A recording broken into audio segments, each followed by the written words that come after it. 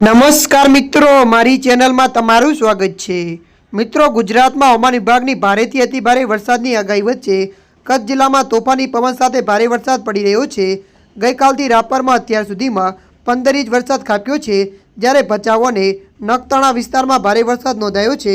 Collector અને ડીડીઓની સૂચના મુજબ અતિભારે વરસાદના કારણે સોમવારે કચ્છ જિલ્લાની તમામ આંગણવાડી તેમજ પ્રાથમિક, માધ્યમિક અને ઉચ્ચતર માધ્યમિક શાળાઓમાં શૈક્ષણિક પ્રવૃત્તિઓ બંધ રહેશે અને બાળકો માટે રજા જાહેર કરવામાં આવી છે। મળતી માહિતી અનુસાર આપને વધુ જણાવી દઈએ કે કચ્છના રાપરમાં છેલ્લા 24 કલાકમાં 12.48 ઇંચ વરસાદ ખાબકી જતાં લોકો મુશ્કેલીમાં મુકાયા હતા। ત્યારબાદ આજે સવારના 4 કલાકમાં ફરી 3.5 ઇંચ જેટલો વરસાદ ખાબકી જતાં જળબંબાકારની સ્થિતિ સર્જાઈ હતી, જેને કારણે શાળા, કોલેજ અને અનેક રસ્તાઓ બંધ કરવાની ફરજ પડી હતી। વાહન ચાલકોને, ખાસ કરીને ટુરિસ્ટને પણ હેરાનગતિનો સામનો કરવો પડ્યો હતો। અંજારનો ટંપણ ડેમ 80% પાણીથી ભરાઈ જતાં પસુડા તથા આસપાસના ગામોને એલર્ટ કરાયા છે। ત્યારે મિત્રો, હાલ માટે આટલું। મળીશું નવી અપડેટ સાથે। જો તમને અમારો વિડીયો પસંદ આવે, લાઇક, શેર અને સબસ્ક્રાઈબ કરી નાખજો। ધન્યવાદ।